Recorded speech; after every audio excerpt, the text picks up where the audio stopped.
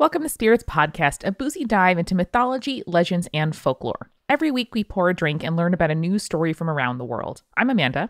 And I'm Julia. And this is episode 126, Your Urban Legends, part 21, baby. Remember last time we did an Urban Legends episode, I told you 21 is the gnarly number. I meant 30, but still very excited about this episode. It's going to be fun. Still very excited. My baby brother and sister just turned 21, and it was such a wild occasion. I remember their birth. Isn't that wild how the age happens? Yeah. Wild. Time. Well, Julia, you know who is both ageless and timeless?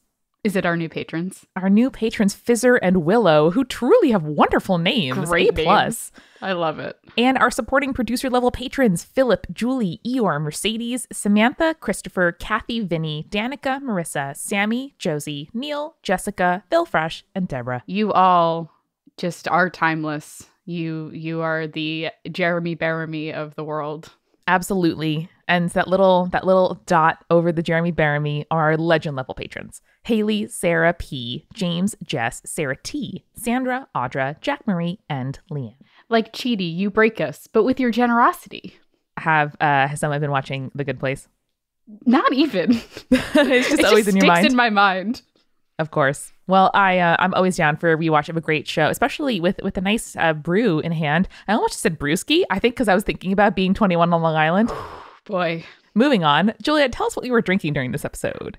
So one of my favorite brewing companies is Westbrook Brewing. They got me Yes. into Gozas. I love a Goza. I love a sour. They have a limited run that I saw it in the store. I went to the store to pick up more beer for myself, and I picked up 2 sours, and then I was wandering over to the limited release section, and there was 2 guys in the store, and they looked at me. They're like, "So you really hate sours, huh?" And I'm just like, "Thank you, sir." And then they recommended this beer to me, which is called Zeus Juice. What? How did we not know? I know, right? So Westbrook, my favorite brewing company, put out Zeus Juice, which is a combo of a sour and a fruit ale. It is very good, super tropical, also a little bit salty. Kind of reminds me of being on a Caribbean island during the summer. So I am down for it. Oh man, that's amazing. And we are getting into shandy weather. We're getting into sour weather, which is super true. exciting. I love shandy weather. God. And Jules, what have you been watching or reading or listening to as you sip your Zeus juice? You know me, I'm always listening to new podcasts, so I have a new audio fiction recommendation for you. It is called Harlem Queen. It is a historical fiction podcast about Stephanie St. Clair, who was a crime boss in Harlem during the Prohibition era. Whoa. And was like going up against the mafia and having turf wars, and she was very, very cool. She died in like her 80s, still like super wealthy and living in Harlem and like best friends with Langston Hughes. It's great. That's amazing. I love that so much. Yeah, and the whole first season is out right now, so you could probably find it on any podcatcher. It's just Harlem Queen. I love that. And in fact, maybe I'll be downloading it for our plane trip since, Julia, you and I are leaving for Ohio to finally encounter the Spaghost at the Spaghetti Warehouse about 2 days from when this episode comes out. Yeah, we're going. We're going to sit in the trolley car. We're going to have some Penny Alfredo, and it's going to be a great time. If I don't sit in the trolley car, I am going to invoke every spirit I've ever heard of, all 126 of them, and plus more in the roundups, because I need that trolley car. I need that creepy wood paneling around me when I eat my bread. I mean, we're going to call ahead and book the trolley car, right? Like, that's our game plan. That sounds like a great thing for someone to take care of. Yes, we should add to our to-do list. Yes, perfect. We can, upon arriving in Ohio, we can book that trolley car. Beautiful. And for anyone in the Akron area, Cleveland or Akron, come on down. We are having a meetup on Saturday after we have our Spaghetti Warehouse lunch, assuming that we make it. So you can find details for that and for our upcoming live performance in Nashville on multitude.productions/live. Yeah, come see us. We're a lot of fun in person, not just in your ears, also in person. I'm very tall. Julia is of average height, and people always remark on that. I'm very small. Just prepare yourselves. And, there may be, more things being added, to that page soon. So we'll see. Watch this space, as we used to say. Well, without further ado, enjoy Spirits Podcast, episode 126, Your Urban Legends, part 21.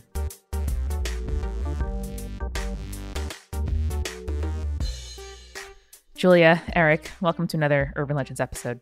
Thank you for having us. I wanted to ask either of you, we know that Eric has some terrifying sleepwalking behaviors in his recent past. Some completely normal sleepwalking Sure. Yep. behaviors. Okay, whatever. But did either of you like say creepy things or make creepy art as children that you know of? I don't think I did creepy art, like, you know, the classic horror movie trope where the child draws the creepy figure behind the family that looks like a shadow man. I don't think I ever did that.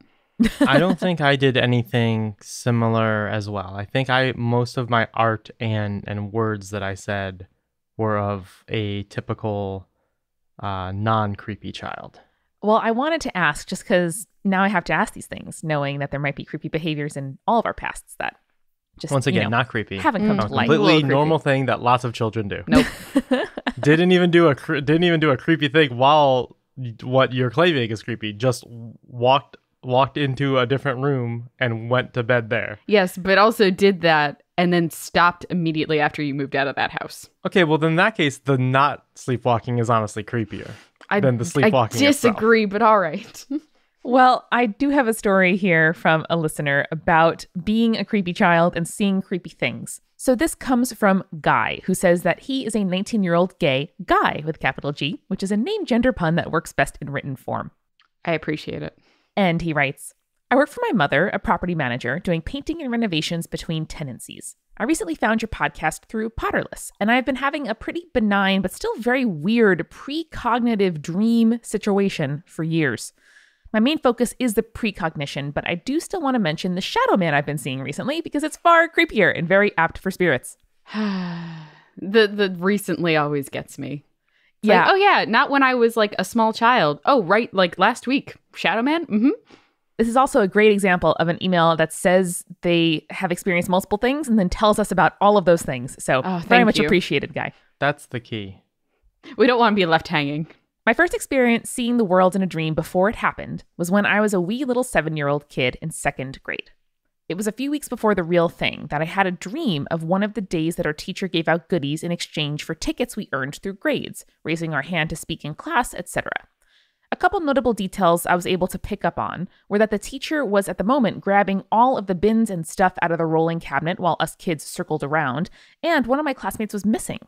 I had that feeling of lucid dreaming, that brain fog, that when you lift the veil, you possibly can control the dream. And I said out loud, this isn't real. My teacher gave me a weird look and said something, though I'd forgotten, or maybe I never really knew. This happened before, I said. I knew it. I saw it. Everything seemed to blur or dissolve away, and like that, I was awake and promptly forgot it, like you do. Fast forward a few weeks. When the real day came, I saw the exact same thing, at least at the start. A classmate was out sick. Teacher was pulling out the bins. Everyone was clustered in a wide circle around so we could grab what we wanted. And I even recognized people's placements around the circle. None of the dialogue matched except my very first thought. This isn't real. Now, I didn't say this aloud, just in my head, but I only had a strong sense of déjà vu until I realized I'd previously dreamt this. And I know for a fact that this day actually happened. I did a pinch test and it didn't wake me up. Later that day, I also had a spelling quiz, as 2nd graders are wont to have. I got the grade the day after and did pretty well. But after that, I was uncertain what to do about the dream, though not really scared since it was a pretty simple thing that I thought was coincidental. But repeats of situations like this are too damn consistent and elaborate, let alone a few including places I'd not been to before, to have been a coincidence. Do you guys get a lot of deja vu? Because I personally have deja vu like all the time. Every few weeks. Yeah, I have it like once every month or so, probably. Yeah, I have it like once or twice a week, probably, or something like that. I don't know. I like it. It's like a really cool feeling, and I feel like I have superpowers whenever it happens. Yeah, me too. It's great. It's a great feeling. That's one of those things, like when you're asked to describe colors, your brain freezes and you're like, I do not know anything. And when I'm asked to describe the feeling of deja vu, I feel the exact same way. Like there's absolutely nothing to say that can evoke the freaking weird feeling in your body and brain. Well, Guy continues. At this point, I've had several of these dreams. All of them have been benign in content and context, so I'm not afraid of some demonic or otherworldly shit going down. Mm-hmm. I've kept this almost entirely to myself over the years, though once one of my friends and I had the same precog moment around the same time, though we never really followed up. While everything is mostly still a mystery to me, here are a few rules I figured out over the years regarding the dreams. 1. They always do that fade away desync where the moment stuff starts to move, it starts to get fuzzier with every second. So I focus and extract details of what's nearby to be on my mind in the future. 2, everything after the start of the dream is not exactly what will happen, but instead branches off from reality the moment it starts, which I thought was really fascinating, y'all, because this whole idea of like splinter universes, that like splinter off after moments. I love the idea that you'd be able to predict a future only as far as like setting up a scenario. And then after that, it will go how it goes. Yeah, I like the concept of like fixed points in time, and then it could go any sort of way. Yeah. And then 3rd, related to that, no dialogue ever matches quite right. So over time and minimal experience, as these dreams are rare and random, I've gotten a bit better at getting intricacy of the scenario and knowledge of where I am in each subsequent dream. So they get more intricate over time. Interesting. The one before last was me alone in a unit my mom manages today that a year and a half ago when I had the dream, she hadn't ever spoken to the owner and had never been in. Ooh. I'd never been there, and yet I saw the living room as it would eventually become. Out of my future, mind, weird as that is to say, I got the name of the city it was in and nothing else, probably because of the obscurity of it all. But now I get to the juicier bit. My last dream was some months ago, and I remember it clearly. I was in yet another unit in a different apartment building, specifically painting a small bedroom where the carpet was torn out to reveal cement subfloor. That meant that I knew I was on the ground floor. My sister was behind me somewhere. I was hearing about the time of the invention of the radio, and I had the weird sense that someone had recently died there. I had a small panic attack with that last detail, probably weirded out my mom with a subtle nagging question about the tenants. The thing was, though, that someone did die at the apartment building I dreamt of, not a year prior to my dream. So, Julia's shaking her head with a grimace. So I was unsure of if this was truly a precog dream or my brain manifesting a memory like this one. See, precognition is all fun and games until you start, like, having memories of deaths that haven't happened yet. That's not good. I don't like that. Well, in this case, Guy was unsure because I didn't help with the turnover of that man's unit. So that's not what the dream was about. And this is where the Shadow Man comes in. Let's Great, call... it's involved. It's like it's a related Shadow Man. Good. That's good. I thought it was Great. a separate, unrelated Just Shadow like Man. I have weird dreams and also a Shadow Man is following me. Oh, no. These crossover. This is the crossover event of the century. Fan-fucking-tastic. Go on. Let's call the first dead tenant A. Oh, no. Parenthetical. Yeah, my dream was about a different one. A few times now, I've seen what I could only describe as A's Shadow Man whenever I'm cleaning the halls. I turn and look, only seeing the dark shape of a tree on the wrong side of the window at the end of the hallway. That's not good. That's so Now, not good. I selected this email because I have never thought of trees and shadows as being particularly creepy, like shadows of trees, but here we are. Well, that's because you've never Really? seen Poltergeist or Evil Dead 2, but... No. You've never seen a creepy tree shadow? That's like, I would say creepy tree shadow is like top 5 creepy shadows. I find witches incredibly calming. So I just picture like a crone's hand with long fingernails when I see a tree shadow. And I'm like, yes, hello. Hi, Mom. What's up? I try to get a good look, but whenever I move, he disappears. And besides the lurker aspect, A has never been creepy to me. But I think he gives off a bad aura to the tenants who have moved in after his death, as no one has stuck around more than a year since in that unit. Maybe people who leave when their lease is up are afraid to call the place haunted. My mom did buy, but never burned, some sage to try to warn him off. I doubt... It's one step that you probably need to take. Gotta do that follow through. Gotta stick the landing. I doubt that would do more than bother him, though. He probably needs a proper send-off, so I'll see about setting out 2 coins for the ferryman next time I'm in there. Good However, choice. I also have a theory that maybe A became the building's Grim. I super suggest you do an episode about spirits like the Churchyard Grim if you haven't already, who were the people or animals to die and be the first one buried in a given cemetery that would then act as protectors and guides for newly passed souls on their way to the afterlife. And we did. Yes, in our episode that Soha did about the year walk. Go to our website. It is a very good episode. Since many of the tenants are older, maybe the guy who died young wants to help those who die older to travel over to the dead's realm. Regardless, it's been nearly a year and a half since my dead tenant dream. As with all my other precog dreams, wouldn't you know it, someone passed away at the apartment building recently. Let's call him B. This time the guy is older, died peacefully at his time in his sleep, and hasn't stuck around. We made sure to open windows to allow B's spirit and his nearly absurd obsession with the smell of garlic out of the apartment, which, by the way, he had everywhere, including inside the AC unit. I doubt B will be haunting there, as I'd have noticed him by now with all the painting I've done since his unit was cleaned out. Speaking of, I had my dreams situation happen to me the first day I worked there. I was in B's old bedroom painting the far wall. My sister was in the living room behind the opposite wall, thus behind me. A guy had recently died there. And, hang on to your butts, friends, I was listening to Spirit's Hometowns Urban Legends number 13 at the time when you mentioned that radios were invented prior to 1918. Oh my God. This is what made me write out a long-ass note about it. We did it, guys. We appeared in a precognitive dream before I think the episode even came out. I think we can end the podcast now. I think that's the dream. We're done. That we did it. We're going to become spaghetti ghosts and ascend to heaven. Yeah. Eric's already one step of the way. Don't think that's how it worked. Believe, Eric. Believe. So Guy finishes, this is what made me write out a long-ass note about it, since this is no coincidence that I was listening to Spirits of all podcasts, let alone an Urban Legends episode when the moment of my precognitive dream happened. I also hadn't even heard of Potterless or Spirit since I learned about spirits from Potterless at the time I had the dream. So this time I finally got a somewhat exciting outcome from a precognitive experience. Wow. Okay. That's a lot to take in. I'm flustered right now. I feel so alive. I feel like I could run a marathon. I showed up in somebody's dream. I'm so ready. If you have dreams about any of us that only involve you listening to the podcast and nothing on the creepy side, nothing weird, imagining us in social situations, because the one situation where you cannot stay creepy, you can only stay be cool. Only be cool about telling us dreams we're involved in. In any case, if they fit all of those scenarios and my mom wouldn't be creeped out hearing about it, I would love to hear about it. That is very, very cool. I like that a lot. So that is Guy. Thank you so much, Guy. There was a lot of twists and turns in that one. So much going on. I have a story called The Curse of Snake Stump. I thought you were just going to be like, The Curse. I'm like, sweet, I'm in. Okay. That's good enough. The Snake Stump, added bonus. This email comes to us from Paris, and they write, "Hey, Amanda. Hey, Julia. I want to tell you an urban legend." Hey, Eric. It's fine. I don't.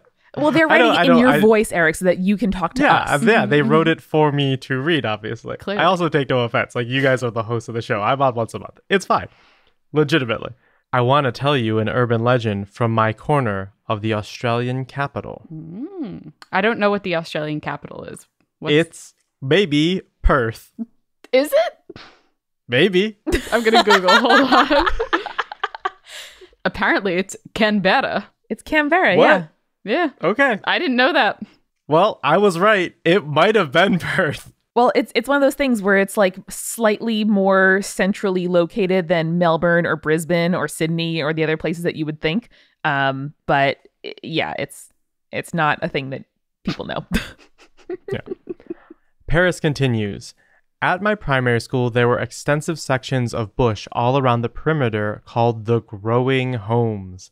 And no children... Well, also, that's creepy from the jump. Also, it's capital G, capital H in growing homes. Uh-oh. Don't like it. And no children were allowed to cross the boundary into them under any circumstances. As an adult, I understand why. Canberra is... There you go. The answer was in the email. Canberra is full of extremely deadly snakes and spiders who love to nap in the undergrowth, ready to bite unsuspecting children in the ankle. All those things that you've heard about Australia, they're kind of true. And kids can be pretty destructive to the native flora when they want to be. But as a child, we all felt the mystical draw of the forbidden wilds. I get it. And no wonder, this is some fairy-ass shit. Mm-hmm. Yes. Anyway, so deep in the growing homes, there was one enormous stump, taller than me when I was 8 and almost 2 meters, 6-ish feet across. The tree had been cut down long before the school was there, but it must have been an incredible sight. This was Snake Stump. There was this skinny track through the bush leading to it, worn deep from generations of kids leading their classmates to the stump. It was a rite of passage. Every student at some point would be dragged there by an upperclassman and dared to touch the stump. It was a dare because, as everyone knew, Anyone who touched Snake's stump would be cursed to have something bad happen to them for the next few days. Also, something bad, capitalize the first letters of that, which makes that seem like but it's like something bad is very, I'm not typically worried about someone saying something bad, but the fact that it's capitalized makes it seem like it is a very specific something bad, like a proper noun something bad. Yeah. And of course, this was a self-fulfilling prophecy.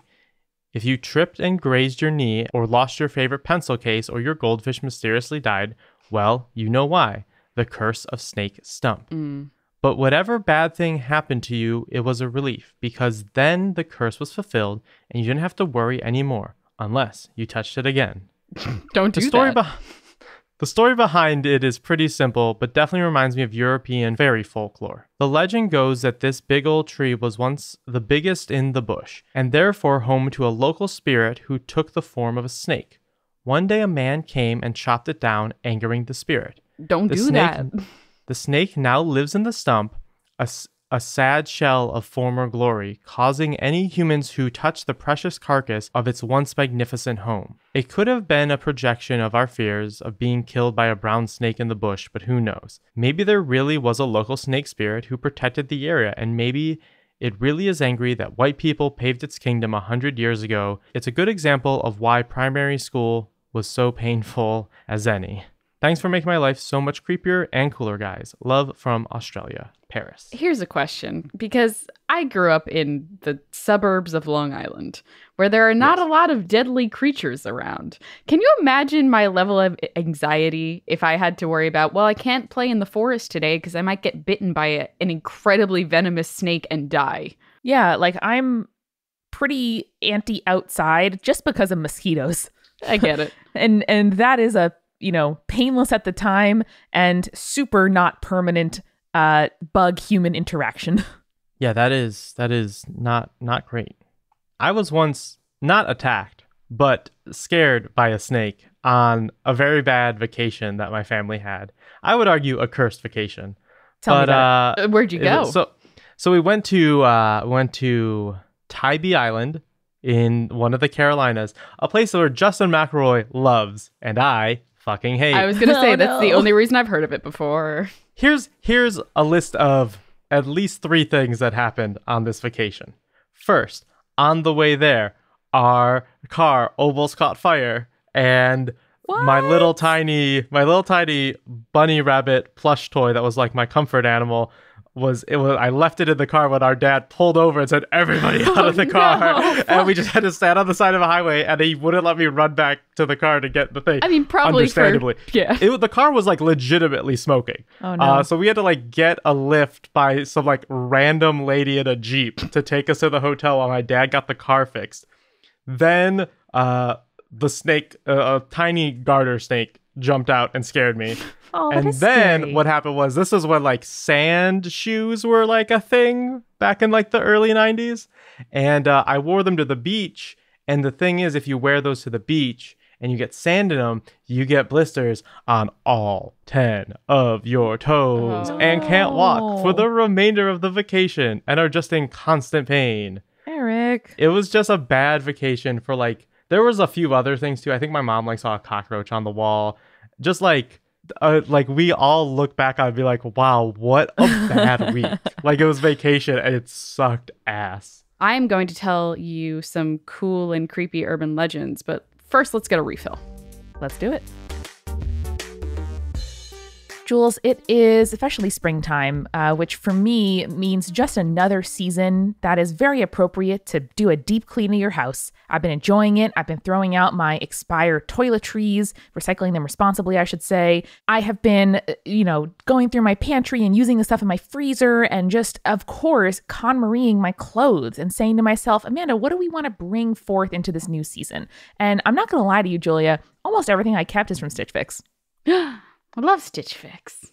I love them too. They are the easiest way to get new clothing that fits your body, your budget, your lifestyle. That includes accessories. I have this beautiful yellow crossbody purse that I wear all the time because I love it from Stitch Fix. And shoes, and of course, clothing. Yeah, I just got a box from Stitch Fix. I love it. They sent me a tea length style dress, which I would never pick out for myself because I feel like they always make me look stumpy. But this one like fit my body perfect and looked really nice on me. And they also sent me a jumper, which I would never pick a jumper for myself because, again, they always make me look stumpy. But this one's just high-waisted enough that it makes my legs look super, super long. I love it. That's awesome. And again, I think you're going to have a great choice more often than not. But just in case something in the box doesn't fit you or you don't love it or you have something just like it, you can send things back to Stitch Fix and you only pay for what you keep. Shipping, exchanges, and returns are always free. And the deal is that they charge you a $20 styling fee to send each box. But if you keep even one thing,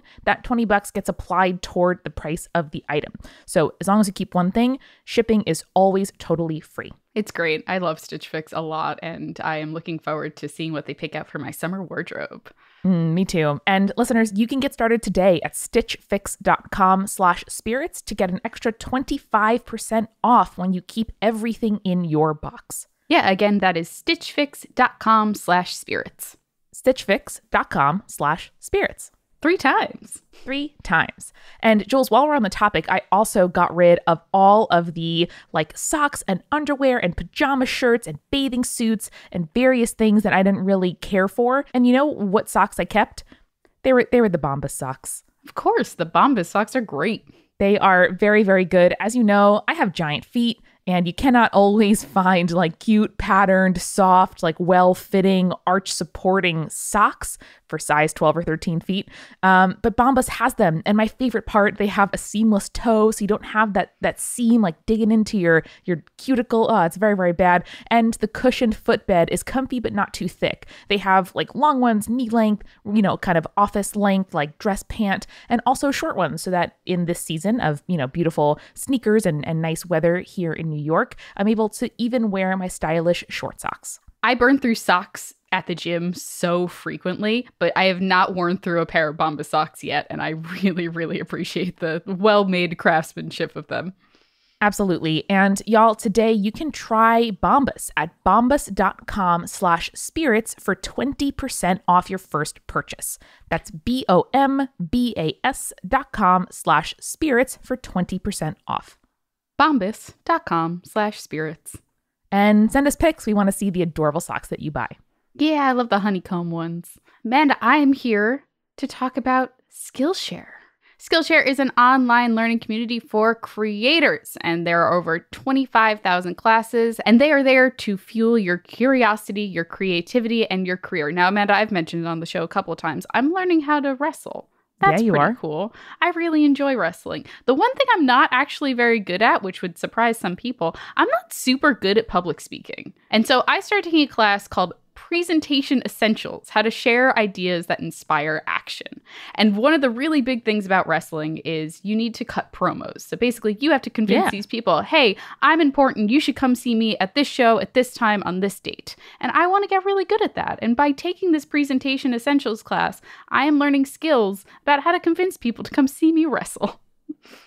That is such a lovely application of that class, and I can't wait to see you wrestle in person soon. Yeah, it's going to be really, really cool. But if you're not learning how to wrestle, there are a bunch of other Skillshare classes for you. You can get stuff in social media marketing, mobile photography, creative writing, illustration, anything like that. You can learn professional skills, stuff to make your side hustle a little bit better, start a new passion. It's all great. So if you go to Skillshare.com/spirits2, you can get 2 free months of Skillshare Premium. And you can get all of their classes. You can take anything you'd like. It is very, very cool. Again, that is Skillshare.com/spirits2 for 2 free months of Skillshare Premium. Thank you, Skillshare. And now let's get back to the show.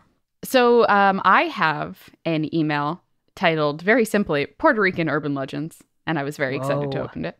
Yes. And this comes from Julio. And Julio says, I'm a recent fan of your show, and now because of me, my roommate is also a fan. Thank you, Julio. Doing the good work. Thank you. Spread that show around. Tell your friends. While he decided to listen to Spirits from the beginning, I decided to go for the most recent all the way to the start. And it's been a fun experience seeing how much the show has grown. I think so, too. That's the correct way to listen to podcasts as well. You have to always be listening to the most recent episodes. Yeah, I do like a bell curve edition and go from the beginning and like from the beginning, and then when there's a new episode, do the new episode. So That's smart. That I is like the that. correct way to listen to podcasts. He also said, it's rare to try and put a modern spin, explanation, or lesson from ancient myths, but you guys do it perfectly. I started listening to your show mid-semester, so I've been holding back on talking to you about urban myths and legends until I had time to sit down and write. Yesterday, I finished my semester, handed in my composition portfolio, and now I'm sitting drinking coquito, which is a Puerto Rican Christmas drink made of a base of coconut cream, coconut milk, and a healthy portion of rum, which sounds delicious. someone make me coquito. It's like better and vegan eggnog. I usually don't like coconut, but that sounds really, really good. Eric just picked up the dog in the camera, and now I'm very excited. Sorry, Julie, I'm going to switch my camera to be Eric. I understand Okay. it. I get it. Eric, please, honey, give me a good angle. Thank you. There he is. We've got Henry on the mic. He's Oh my licking me. God. So Julio continues, I submit to you 3 stories for your consideration. The first one is kind of scary, the second one is kind of creepy, and the last one is kind of cool. So let's get started, shall we, team? The first one is called La Leyenda del Yaco. It wasn't until recently that I tried to search for it online and found that it was an actual thing from Puerto Rican culture, albeit a small rural tale. So it talks about someone who was alone one night walking through the mountains in our town of Yaco, where each night he had to cross a lake, Vega Lake, to get to his house. Now, the lake is creepy enough without mentioning that because it used to be the seat of a small village that flooded after the river took its natural course. But in that night, it was even more so because a very dense fog settled around him while he was waiting in his boat. It got to the point where he couldn't see more than a few feet around him. Desperate, the man started looking through his pockets and the other things he carried for something that could light the way, something he could burn with a couple of matches that he had just found. After a quick search, it crossed his mind that the only flammable thing he carried was the wooden cross from his house. I don't know why you're carrying your cross in your boat, but you do you. He thought for a moment that if he could actually think about doing something so sacrilegious and horrible, even to cut across the river safely and get to his family. Without another thought, he cast the cross aflame and waded safely to shore and got safely to his house. After a few years, he fell gravely ill and died.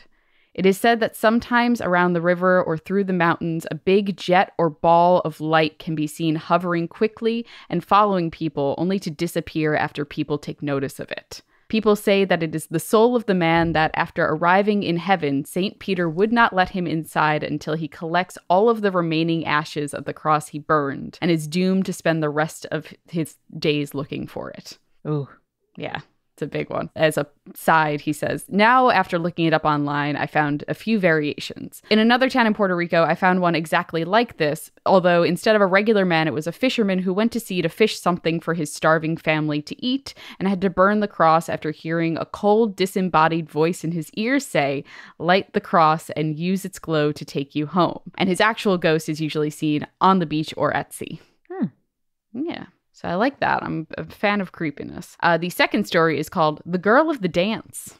Now, this story was told to me by my dad when I was very little. And This one can't be creepy. No. It sounds so pleasant. So pleasant. I guarantee nothing terrible will happen. Girls and dancing? Hell yeah. Now, this was a story that was told to me by my dad when I was very little, and it always stuck with me, and I needed to share it with your creepy cool circle. The story starts with a young man who is at a town party and enjoying his time very much when a beautiful girl approaches him and starts talking to him. They get along super well and dance the night away with his friends, having the time of their lives. When it got very late and the party started dying down, he offered to take her home, to which she agreed. While leaving the party, she was a bit chilly and he gave her his tuxedo jacket and kissed her. Romantic. Can't possibly go wrong from here. No. He drove her to her house and saw her go inside before leaving. The next day, he woke up and realized she had kept his jacket and it was a rental. Oh no. I was just thinking, oh no, you don't want to not be able to return your tux, but it's very chivalrous and nice. Hurriedly, he drove back to her house and knocked on the door. 5 minutes later... The house is not going to... Oh, well, I guess I was going to say the house isn't going to be there, but obviously they've already made it to the he house. He knocked on the door. After the ghost diner, though, anything could be exactly, yeah. true of buildings, yeah. 5 minutes later, an old woman answered the door and he explained to her his predicament and asked to see her daughter. The old lady is her. I'm gonna call this one real quick. After listening to him, the woman started crying and yelped, "My daughter has been dead for 4 years. How could you have seen her?" He was completely taken aback. He made sure it was the same house, and it was. The old woman, while holding back a small sob, showed him a picture of her daughter.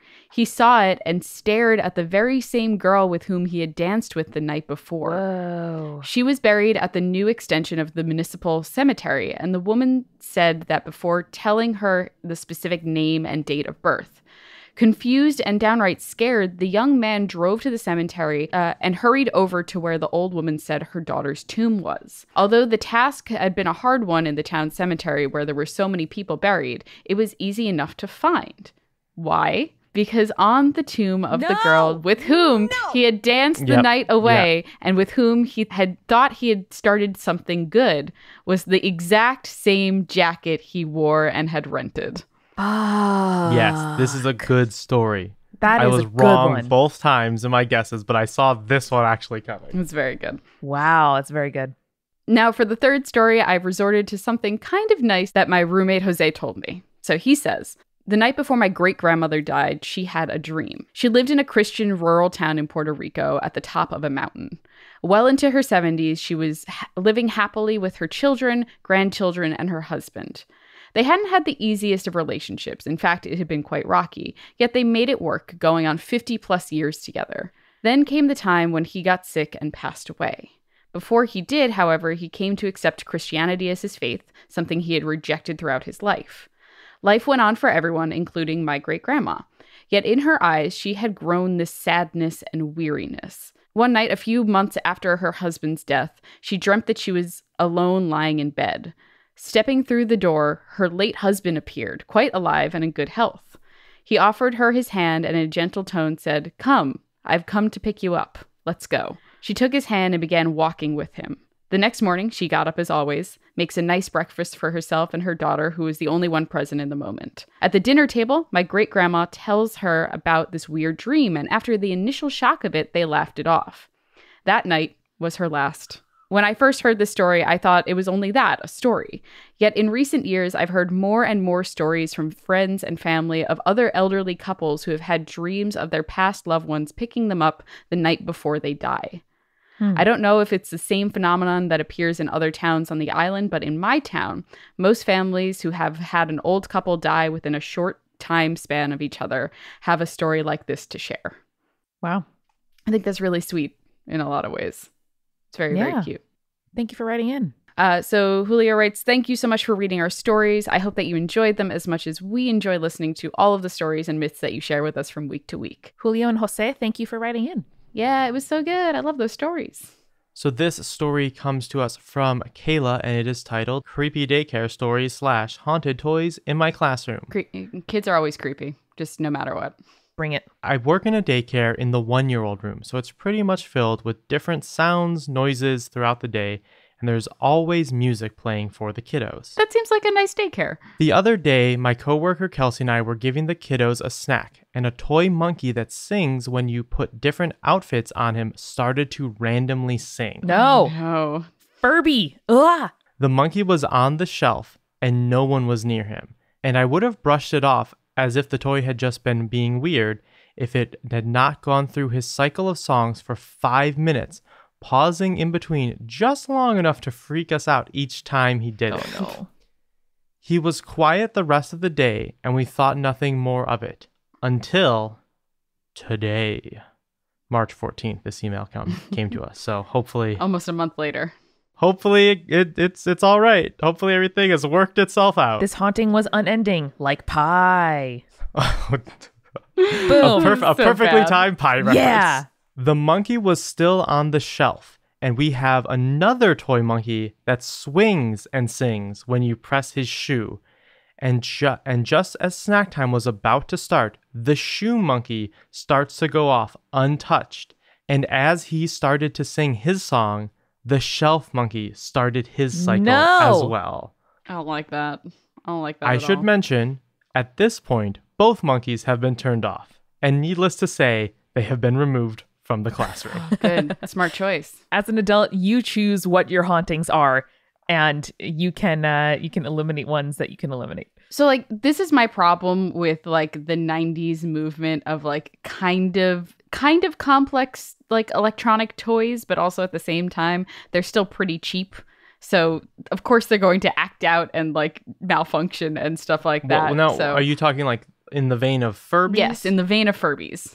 Yeah. Because this is a monkey doll that it reacts to the different clothes you put on it. So it has to have like a little bit of semblance of technology, but it doesn't have to be good technology. So I'm convinced that ghosts are taking over technology, or it's just malfunctioning. It's one of those two. I wonder if in the future, when sensors and robotics are better, if our like kids or grandkids are going to be like, wow, our parents' generation was so stupid. They just like had bad tech and they thought it was haunting all the time. Lol. What if it is just a dark Toy Story we're dealing with here? I'm into it. Because they don't explain how all those toys are sentient. Yeah, but like Toy Story, they spend a lot of time trying not to be found out. It seems like these toys are either in some kind of warfare to like sacrifice one another to the human gods, or they are trying to like blow up their spot and take over somehow. Maybe it's more of a Toy Soldiers, which was the PG-13 or R version of Toy Story. Can't remember. It was definitely quite crude, I remember. So it's definitely PG-13. But that was a wild trip. Maybe it's more of that situation than a Toy Story situation. Maybe so. So I have another one. And Ooh. This is from a listener named Addie. And it is titled The Woozle. Okay. I need reactions to the Woozle. Is the Woozle a Dr. Seussian character? Woozle wobble, see, but he don't won't we? fall down? Woozle wobble, but you don't fall down. You got it. That's just what the email says. Oh. The email goes, "Hi, Amanda, Julia, and Eric. My name is Addie, and I recently started listening to your podcast and have been binge listening to the episodes ever since I first heard it, as I am a closeted mythology nerd. Don't be closeted about it. Be free with your love of mythology. Yeah. I've been debating sending in my family's urban legend, as it is not known outside of my family, but I caved and decided to send it anyway. So this is the story of the Woozle, and it begins in Wheeling, West Virginia. My mom's side of the family has been visiting Ogley Bay Park in the rolling hills every summer since the late 1960s. As our family is Irish Catholic, you can imagine how big these gatherings are. Amanda can attest to large families. When my generation was young in the early 2000s, our parents took it upon themselves to instill fear and mystery to our yearly reunions. You gotta. During the childhood of our parents, there was a park ranger whose name was Ranger Ron. Ranger Ron was a recluse and often expressed disdain for his job and his constant interaction with those visiting the park. He was in charge of the observatory telescope and therefore lived as a nocturnal creature. Being the deranged, secluded, and creepy man that he was, Ranger Ron decided to torment the children of the park. Oh, I always pick the creepy ones, I'm sorry. Oh, geez. After going out to the woods surrounding the park, Ranger Ron killed various animals to use their hides to create an elaborate costume that came to be known as the Woozle. Not much is known about the Woozle's actual appearance other than it was about 9 feet tall, hairy, and had beady red eyes. Uh-oh. As small kids, this image became one of terror. The frightening aspect was enhanced by the annual Woozle hunts. Can you imagine your parents and your family members putting on a Woozle hunt? Oh, God. These late night walks would begin at 11 p.m. and took place on the darkest night of the week. You know, this really is like the anti-Easter egg hunt. I was recently reminiscing about Easter egg hunts in that it was super fun as a kid and then you stop being able to do them and then like that's all. But I'm amazed that every Easter egg hunt does not end in the discovery of a dead body, because you're just like rooting around in all of the areas that you would think kids, like imagine the opening of a CSI episode. There's like a sweet kid with an Easter basket. They look down and then there's like an eyeball, you know, like that. Yeah. That is how, I don't know. I think it's a great way to ask for people to uncover all your secrets. Yeah, I was going to say that sounds like a special holiday version of Law and Order. Mm-hmm. So 2 of my uncles would gather us all as we tromped through the woods around the park looking for the infamous Woozle, all the while being told the terrors that the Woozle had inflicted on the previous generation. During these walks, 2 other uncles were hidden throughout the woods with the job of being the Woozle. They would be throwing rocks and pushing over dead trees, sometimes even climbing up the trees to throw the occasional pine cone at one of their nieces and nephews. The two sets of uncles had walkie-talkies and used them to create ominous noises and growls just to frighten our young minds. After about an hour, our hunt would conclude as we walked back to the cabin without proof of the creature and horrifying ideas that would not allow us to sleep. Needless to say, the idea of the woozle was a terrifying yet enticing aspect of my childhood. While this legend does not expand past my family, I thought it would be fun to share just how much my uncles put the effort into scaring the small members of their family. Thank you for creating such a fun podcast and indulging in my secret mythological passion. Aw. It's very cute. It's like creepy, but also very cute. I think that's the perfect balance. I was not creeped out. That's good. I'm glad you're not totally creeped out. It'd be worse if it was like, yeah, we used to do this all the time, and then one of my cousins disappeared. Exactly. That's what I was worried could happen, but it was quite pleasant. We're good. All right, Amanda, I think you're up for the last one. Absolutely. And I was so moved by these tales of Irish and Scottish legends that I thought I would close on one as well. Ooh. So this comes from Callum, who writes to us about mermaid corpses, Scottish werewolf communism, and gay myth greasers. Wow, that's a lot of things that I love. Word. As I said, subject lines, so important, and this is a great one. Mm-hmm. Hi, I'm a huge fan of y'all and excited to finally write in. However, I'm not here to talk about things that make people feel better because I'm Scottish and we don't have any of those. Fair. I thought I could send y'all some wild Scottish myths that I think are fitting with both the attitudes of Scotland and the Spirits podcast. My dad is from Scotland, but my mom is an American, and I've lived my whole life here in the US. However, as a child, we would occasionally visit my Scottish relatives, and they would often send us Scottish history and folktale books to keep us from becoming too American. My family mostly hails from the Hebrides Islands, an island chain so remote and sad that even the Scottish people think that it's a depressing place to live. Oh, wow, that's saying something. One of the more popular stories from the island tells of the Blue Men of Minch, mermaid-like people that dwell in the waters between the islands and mainland Scotland. Like most Scottish folklore creatures, their number one priority was fucking up your day, and most stories about them involve shipwrecks and sailors getting dragged to a watery grave. Sure, checks out. Another mermaid myth from the island is a much more recent, a supposedly true event recorded in a Scottish newspaper some 70 years after it maybe happened. The story goes that sometime in the 1830s, a group of people were gathering seaweed on the beach when they saw a strange human-like figure swimming nearby. Mm-mm. A few other people claimed to see the creature that day, with some going so far as to try and catch it without success. Don't do that. Don't do it. Don't fuck a sea god. Don't catch a sea creature. And super don't try to steal fish that creature should be eating. Mm-hmm. However, later that day, a local teenager saw the thing swimming and took the opportunity to partake in Scotland's national pastime, homicide. What? Listen, Scotland, I feel bad. This is not me saying this. This is Callum, who is a dual, patriot of both Scotland and the U.S. So he threw a rock at the creature and hit it on the back. And 2 days later, its body washed up on the beach. No. It was described as being about the size and stature of a small child, creepy, with scaleless salmon-like tail in place of legs. Oh boy. God. Have I ever considered what a mermaid tail looks like without scales on? Nope. Am I ever going to think about that again?